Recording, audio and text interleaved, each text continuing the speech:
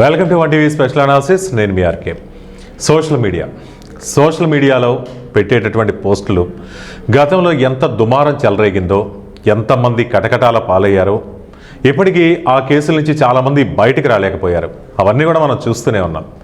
దీనిపై కూటమి నేతలు వాళ్ళు కావచ్చు, అలాగే కూటమిలో ఉన్నటువంటి నాయకులు కావచ్చు, deputy CM Pawan Kalyan, Nara Lokesh, CM Chandrababu, ఇలా వీళ్ళందరూ కూడా అలా చేసిన వైసీపీ నాయకులు, అంటే గతంలో మనం చూసాం వైసీపీ నాయకులు వాళ్ళు అధికారంలో ఉన్నప్పుడు కూటమి నాయకులపై చాలా పోస్టులు చేశారు.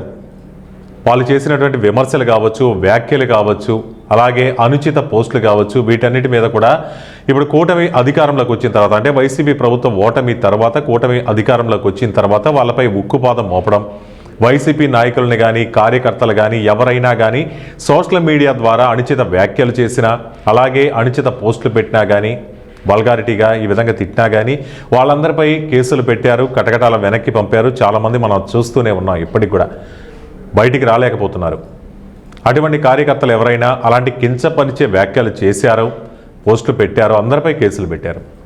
అప్పుడే చెప్పారు చంద్రబాబు కానీ, లోకేష్ కానీ, పవన్ కళ్యాణ్ కానీ, వీళ్ళందరూ కూడా చెప్పారు ఇలాంటి చర్యలకు ఎవరైనా పాల్పడితే అది మన సొంత పార్టీ అయినా కానీ వారిని మేము ఉపేక్షించేది లేదు అని అయితే చెప్పారు. ఓకే, అదంతా అయిపోయింది కదా, మరి ఇప్పుడు ఎందుకు చెప్పాల్సి వస్తుంది ఇదంతా?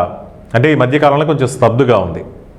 మరి ఇప్పుడు ఎందుకు వచ్చింది ఈ టాపిక్ అంటే, ఇంత చెప్పిన తర్వాత వైసీపీ వారిలో మార్పు వచ్చిందో లేదో కానీ టీడీపీలో కొత్త మార్పు వచ్చింది. ఆ మార్పే ఇప్పుడు కూటమి పార్టీని కానీ, కూటమిని కానీ, అలాగే తెలుగుదేశం పార్టీని కానీ చిక్కుల్లో పడేస్తుందేమో అని భయపడేంతగా వచ్చింది. అది ఎందుకేంటనేది చూద్దాం. ఏపీ విద్యాశాఖ మంత్రి నారా లోకేష్ తెలుగుదేశం పార్టీ కార్యకర్తలపై ఇప్పుడు ఆగ్రహం వ్యక్తం చేస్తున్నారు. అది ఎందుకు ఏంటంటే, వైఎస్ జగన్ ఫోటోతో ఇప్పుడు సోషల్ మీడియాలో పెట్టిన పోస్టులపై నారా లోకేష్ సీరియస్ అయ్యారు.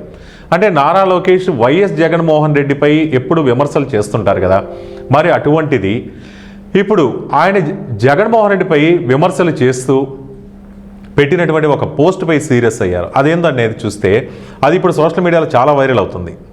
ముఖ్యమంత్రి చంద్రబాబు నాయుడు, డిప్యూటీ సీఎం పవన్ కళ్యాణ్, నారా లోకేష్ వీళ్ళు ముగ్గురు నడుచుకుంటూ వెళ్తుంటే ఒక వీడియో అనమాట, అది ఆర్టిఫిషియల్ ఇంటెలిజెన్స్ ద్వారా క్రియేట్ చేసినట్టుగా తెలుస్తోంది. మరి జగన్ తనకు ప్రతిపక్ష హోదా ఇవ్వాలి అంటే మనకు తెలిసిందే, జగన్మోహన్ రెడ్డి 11 సీట్లకు మాత్రమే పరిమితమయ్యారు. 175 స్థానాలకు గాను కనీసం 18 స్థానాల్లో గెలుపొందితే ప్రతిపక్ష హోదా అనేది వస్తుంది అనే సంగతి న్యాయస్థానం కూడా జగన్మోహన్ రెడ్డి క్లియర్ కట్గా చెప్పింది. ఆ తర్వాత జగన్మోహన్ రెడ్డి తాను అసెంబ్లీ సమావేశాలకి హాజరు కాకపోవడం ఇవన్నీ కూడా మనం చూసాం. ప్రతిపక్ష హోదా ఉంటేనే వస్తానని చెప్పాం. కానీ దీన్ని ఆసరాగా చేసుకొని జగన్మోహన్ రెడ్డిని కించపరిచే విధంగా ఆయన ప్రతిపక్ష హోదా ఇవ్వాలంటూ ఒక ప్లకార్డు పట్టుకొని రోడ్డుపై నడిచొస్తున్నటువంటి ఈ కూటమి నేతల్ని అడుగుతున్నట్లుగా, అంటే ఆల్మోస్ట్ ఇంకా దిగజారి అడుగుతున్నట్లుగా ఉందన్నమాట ఆ పోస్టు. అది ఇప్పుడు వైరల్ అయింది. దీంతో రాజకీయాల్లో భిన్నాభిప్రాయాలు సహజమే అయినా ప్రత్యర్థులను కించపరిచేలా చెయ్యొద్దు అంటూ వార్నింగ్ ఇచ్చారు నారా లోకేష్ సొంత పార్టీ కార్యకర్తలపై. వైఎస్ జగన్ ఏదైతే రూపొందించిన పోస్టులను సోషల్ మీడియాలో వైరల్ చెయ్యొద్దు, అది రియాలిటీ కాదు. ఏదన్నా జగన్మోహన్ రెడ్డి ఆయన నోటి వెంట ఏదన్నా తప్పుగా మాట్లాడినా లేదా వివాదాస్పద వ్యాఖ్యలు చేసినా దాన్ని మనం మాట్లాడాలి తప్పితే ఆర్టిఫిషియల్ ఇంటెలిజెన్స్ ద్వారా ఏది పడితే అది మీరు మీడియాలో పెట్టడం కానీ, వాటిని వాల్గారిటీగా చూపించడం కానీ, లేదా అసంబద్ధ వ్యాఖ్యలు చేయడం కానీ సరికాదన్నారు. వైఎస్ఆర్సీపీ అధ్యక్షుడు మాజీ సీఎం జగన్ను అవమానించేలా ఒక జనరేటెడ్ పోస్ట్ వైరల్ అవడంపై లోకేష్ ఈ విధంగా స్పందించారు. రాజకీయాల్లో ఇలాంటి వ్యక్తిగత దూషణలకు పాల్పడడం ఒక మంచి పద్ధతి కాదు. ఇది ఎందుకు చెప్పారంటే, ఇటువంటి వ్యక్తిగత దూషణలకు పాల్పడినటువంటి వైఎస్ఆర్సీపీ ఇప్పుడు చాలామంది కూడా దానిపై విమర్శలు ఎదుర్కొంటున్నారు, అలాగే జైలు పాలు కూడా అయ్యారు. అది వారి ఓటమిపై ప్రభావం చూపించింది. అంటే గెలుపు సంగతి పక్కన పెడితే ఓటమి కూడా చాలా దారుణంగా ఓడిపోయినటువంటి సంగతి మనం చూసాం. కాబట్టి ఇటువంటిది వచ్చే ఎన్నికల్లో మన పార్టీకి రాకూడదంటే మనం చాలా హుందాగా నడుచుకోవాలి తప్పితే ఇటువంటివి కానీ లేనిపోనివన్నీ తీసుకుని వెళ్ళి ప్రజల్ని పక్కదోవ పట్టించే విధంగా, లేకపోతే అవతల వాళ్ళని అనుచిత వ్యాఖ్యలు కానీ, అసంబద్ధ వ్యాఖ్యలు కానీ ఇవన్నీ చేయడం ఆర్టిఫిషియల్ ఇంటెలిజెన్స్ ద్వారా వాళ్ళ వ్యక్తిగతంగా వాళ్ళని మనం కించపరిచే విధంగా చేయకూడదు అనేటటువంటిది నారా లోకేష్ యొక్క ఆయన చెప్పినటువంటి హితం. రాజకీయాల్లో గౌరవం విలువలు పాటించాలి. అపోజిషన్ పార్టీ అయినా కానీ ఎక్కడ విమర్శించాలి, ఎక్కడ నెగ్గాలో ఎక్కడ తగ్గాలో ఒక సినిమా డైలాగ్లో చెప్పినట్లుగా రాష్ట్రాభివృద్ధికి దోహదపడే కొన్ని నిర్ణయాత్మకమైన రాజకీయాల వైపు మనం దృష్టి పెడదాం. రాజకీయాల్లో భిన్నాభిప్రాయాలు ఉంటాయి. ఇప్పుడు అపోజిషన్ పార్టీకి మనం ఏకాభిప్రాయంతో ఉన్నాం.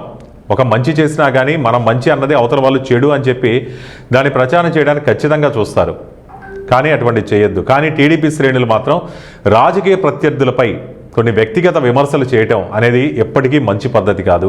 మీ భావోద్వేగాలు నాకు తెలుస్తుంది, కానీ ఇలాంటి దూషణలు అయితే వద్దు. రాజకీయ భేదాలున్నా కానీ సోషల్ మీడియాకు వచ్చేసరికి అవతల వ్యక్తికి ఒక గౌరవం విలువ మనం ఇవ్వాలి, అది తప్పకుండా పాటించాలి. కేవలం మనం పార్టీ సిద్ధాంతాలకు లోబడే నడుచుకోవాలి. అవతల వాళ్ళు తప్పు చేస్తే తప్పుని మన సాక్ష్యాధారాలతో సహా వేలెత్తి చూపగలగాలి. అందరూ ఇలాంటి పోస్టులు షేర్ చేయకుండా ప్రచారం చేయొద్దు అంటున్నారు లోకేష్. మరి రాజకీయ ప్రత్యర్థులపై ఈ సోషల్ మీడియా వేదికగా ఇలాంటి పోస్టులు పెట్టడం మంచిది కాదు, మరోసారి ఇలాంటివి జరగకూడదు అని చెప్పారు. మరి ఆంధ్రప్రదేశ్ ప్రభుత్వం సోషల్ మీడియా వేదికగా ఎవరైనా తప్పుడు ప్రచారం చేసినా సీరియస్గా స్పందిస్తోంది. ఇప్పటి వరకు వైసీపీనే చూసాం, కానీ సొంత పార్టీ నేతలపై కూడా ఈ విధంగా లోకేష్ హెచ్చరించడం అనేది ఒక మంచి విషయం అనే చెప్పాలి.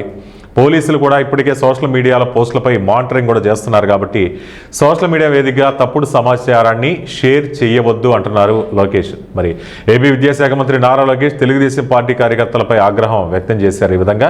కాబట్టి ఇప్పటికైనా కానీ సోషల్ మీడియాలో ఒక పోస్ట్ చేసేటప్పుడు దాన్ని అవతల వాళ్ళ వ్యక్తిగత జీవితానికి కానీ వాళ్ళని పరుష పదజాలంతో కానీ వాళ్ళ వ్యక్తిగత ప్రతిష్టకు భంగం కలిగించే విధంగా కానీ లేనిపోని తప్పుడు ఆరోపణలు కానీ ఇవన్నీ చేయడం మంచి పద్ధతి కాదంటూ లోకేష్ చెప్పడం జరిగింది. సో ఈ అంశంపై మీ అభిప్రాయాలు కామెంట్ రూపంలో తెలియజేయండి. చూస్తూనే ఉండండి 1TV స్పెషల్ అనాలిసిస్.